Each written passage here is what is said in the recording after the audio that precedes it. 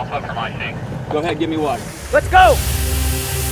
The training today for us is wildland firefighting. And for us, obviously, we have some local response to vegetation fires, but we're also part of the regional response team and the statewide response team. We've got one of the most robust master mutual aids anywhere in the nation, let alone internationally. So what you're now about to witness and observe is this one snippet of wildland firefighter training and the different specialized aspects within.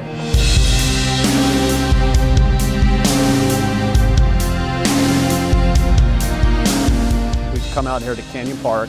We've brought some props with us to provide a sense of realism for the firefighters. And so we have some smoke canisters that we're going to release out there that'll give them an objective to aim for. We've also brought some snakes. Oftentimes when we're out in the middle of nowhere, let's say, or out in Silverado Canyon, wherever it is, we run across rattlesnakes. So situational awareness is a big thing for us to maintain our safety. The idea is that there's a well-established fire in Canyon Park. First 10 crew is going to pull up.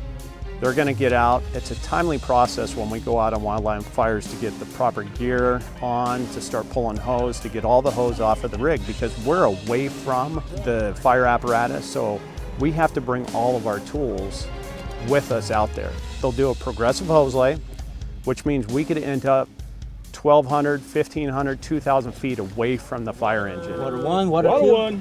Water two.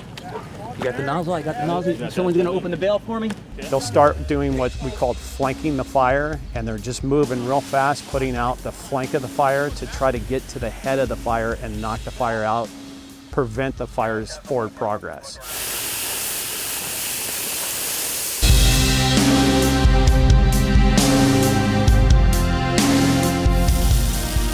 We also carry, and it's mandatory, we do not go on wildland fires without it. We carry a fire shelter. We'd like to refer to that as a shake and bake because it looks like a tin foil wrapped around us.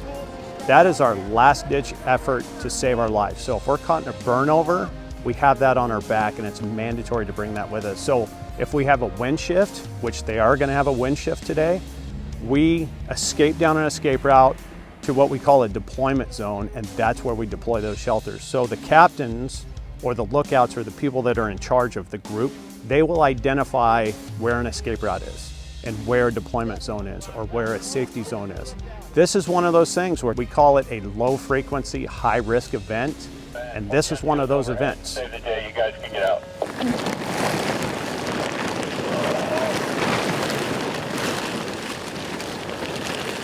Warm in there. Yeah.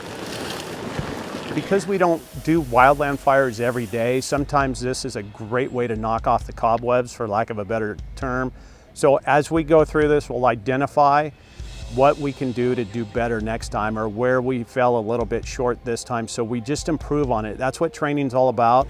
One of the big focuses of this year's drill is communications.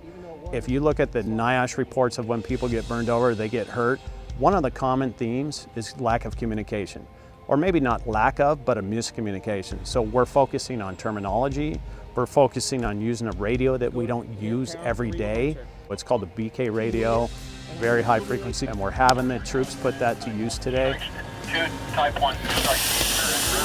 We hope that after watching this that you get a frontline perspective of what our personnel are trained to do and to protect the community and make it safe, and the comprehensive piece of the puzzle it is for us as an all-risk department and all the different facets, and this is just one of those facets of what we do to keep the community safe.